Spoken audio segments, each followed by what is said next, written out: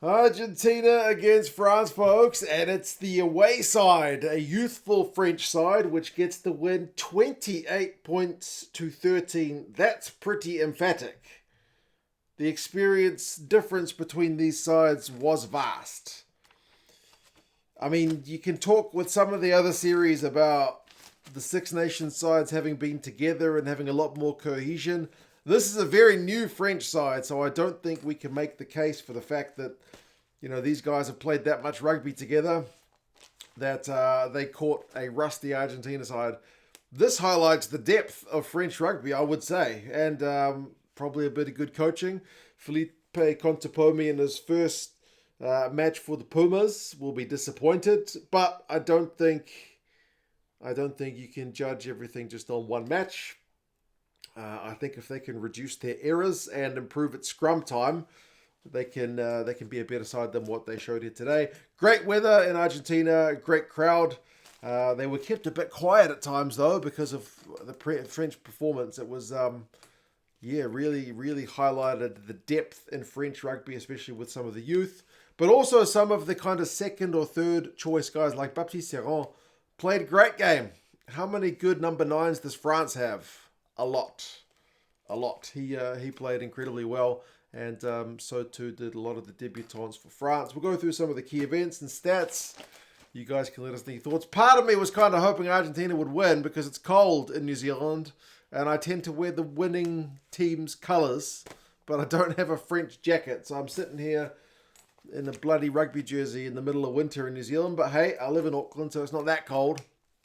I'm just being a little bit soft, but yeah, it's brisk. The game started with a lot of kicking. A lot.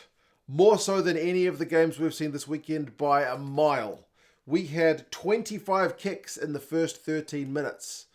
They finished 33-43 with the kicks from hand. I think 43 kicks from France is probably more than some of the other teams combined kicked in the other games this weekend. It'll be close. So, yes, to have 70-odd kicks in a game is certainly a lot. And neither side was really able to get on top throughout the game in terms of the kicking duel. Both sides had periods of play where their kicking was better. France had a few big carries early on once the kicking kind of calmed down a bit and the teams decided to back themselves, but there were some handling errors. France got the first scrum penalty, though, very early on, and that was ominous for Argentina. There's one area France didn't have a bunch of uncapped players, and that was in their front rowers in this game. I mean, low cap players, but still not absolute newcomers. And that probably showed because they're front row. I mean, against the experienced Argentinian front row as well, but still absolutely dominant for the 80 minutes. Argentina's scrum at best really got parity, and a lot of the time was under a lot of pressure. France opened the scoring on 20 minutes. That's how tentative the opening start was. 10 plus phases. Astoy with a nice kind of half break advantage. All started with a kind of nice territorial kick to put the Argentinians under a bit of pressure. So it started with the kicking.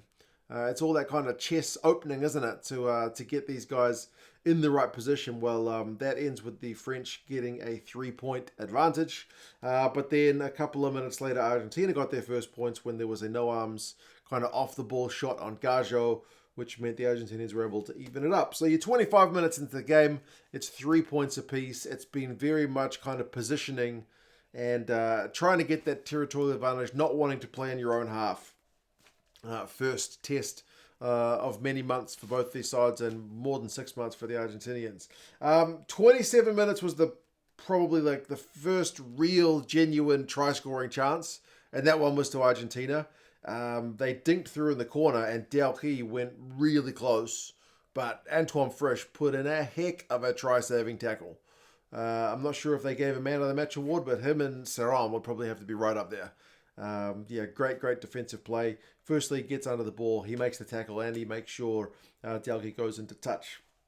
That being said, Argentina's high balls continued to cause some havoc in the French backfield, and it's even something that we've seen at times from Galtier's kind of premier choice side, that at times the high balls can cause them issues. So for a while, that was keeping France camped back in their own half. But when there would be a knock-on, there would be a scrum, and at least once, in the first half anyway, the scrum would lead to a penalty, the penalty would lead to an exit. So the scrum kind of gets them out of that territorial pressure. And then from that resulting scrum penalty, they're able to get into the Argentinian half. They're able to go for a line out. And as the Argentinian defensive line shoots out to try and block Baptiste's options out wide, they leave a bit of a gap for him, which he just heads up rugby, sees some forwards in front of him, bam, through the gap. And with some footballing skills, is not only able to get himself close to the line, he's able to be tackled early, partially, react to being tackled early by flailing his arms in the air, as if to say, I've just been fouled, but then also react from the fact that the ball is still in front of him to dot the thing down. That's a heck of a try. I don't think I've ever seen quite something like that. Early tackled, appealing for a penalty, and then just scoring the try anyway. Quite incredible from the veteran Baptiste, and great heads-up play to read the situation. So 10 points to 3. Argentina are down. France are up. Argentina did have one last chance to score before half-time after Astoy's kick had gone dead. It was unlucky because it was a great kick, seemingly going for the touchline, but just bent back in, went dead. But when Argentina attacked, they ended up knocking it on. And the knock-ons were very frustrating from Argentina because they had a number of them in this game. Possession and territory at halftime is pretty tight, 52-48 to Argentina for both. But the scrum dominance is all for Argentina. Clean breaks is 4-1 to Argentina. Turnovers 1 is 3-1 to France. Kicks from hand is 24-28, which, like I mentioned, is more at halftime than most of the other games had at full time. France have had to make a few more tackles, 79-62. Second half starts with France seemingly powering over for a try, and the forwards were getting some dominance. Colombe looked to have reached out and smashed the ball down, but he was just short of the line, so that one is a knock-on, and Montoya has to take a bit of credit for bringing the big man down just short of the line. But then, again, you get France with a scrum on 45 minutes. It gets advantage, and some nice hands. Pop ball to Antoine Frisch. It's a sweet move. He goes over for a try on debut, so he's got a try and a try-saving tackle. Not a bad outing from him. So 17 points to 3. Again, Argentina had a chance to hit back. There was Colombe with a late hit on Carreras. Penalty, so they go for the corner, but the maul gets stopped and it's a turnover to France.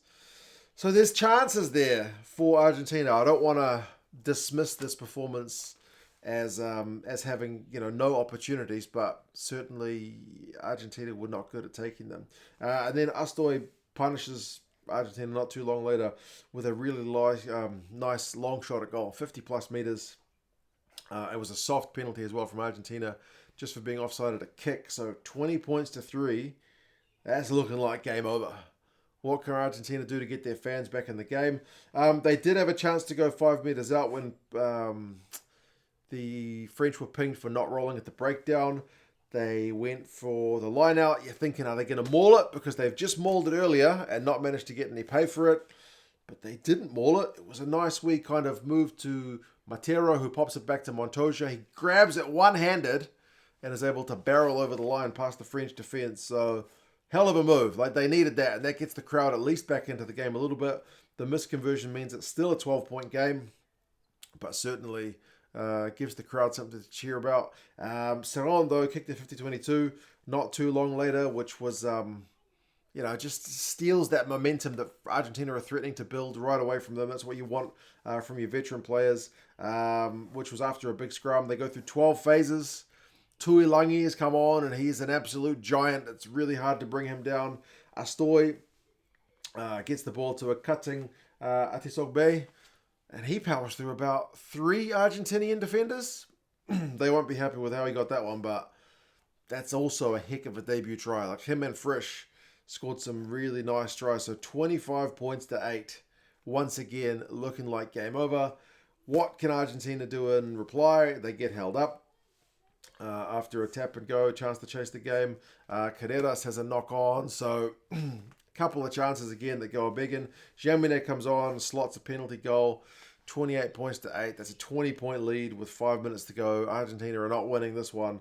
They did get one in reply, though, from that penalty pretty much immediately. Jamine, who's just kicked the penalty, fumbles an Argentinian kick through. After some nice hands from the Argentinians, they finally managed to get one through the substitute Orlando. So 28-13, that's the way the game finishes.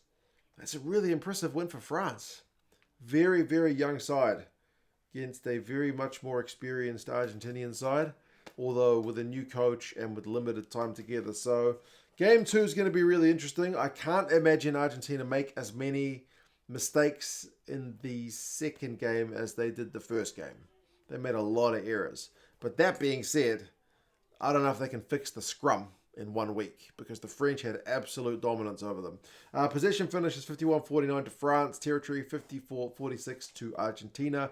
Run meters 458 to 329 Argentina. Clean breaks 5-3 Argentina. Defenders beaten 16-15 Argentina. So like I said, it's not like they didn't have good moments in the game, but too many knock-ons, and the turnovers won 6-1 to France. So when they needed to step up on defense, they did it.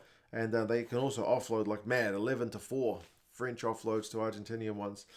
Kicks from hand finishes 33-43, like I mentioned. So a lot of boot to ball in this game, especially in the kind of opening 20 minutes. Delguy made 100 meters, more than that, and beat a couple of defenders. Atisogbe made more than 58 meters from him. Scores a try. Beret beat like 3 defenders from fullback.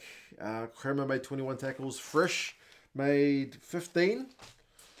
So yeah, certainly some standout performers, but ultimately very encouraging for France, for a young side. Like I said, Contepomi has got his work for him, especially to get the scrum right, but they're only 1 week in to his tenure as new Argentina coach. So I'm sure things will be a little bit more slick as they get kind of some more game time together. And remember, they are missing some of their big gun players, although France are missing more. But anyway, you guys let us know your thoughts. I need to go get some sleep because this game kicked off 12 hours after the All Blacks game kicked off, and I've had about 3.5 hours sleep in the meantime. But yeah, you guys take care of yourselves. Let us know your thoughts on the game, and I'll talk to you guys again soon. See you later.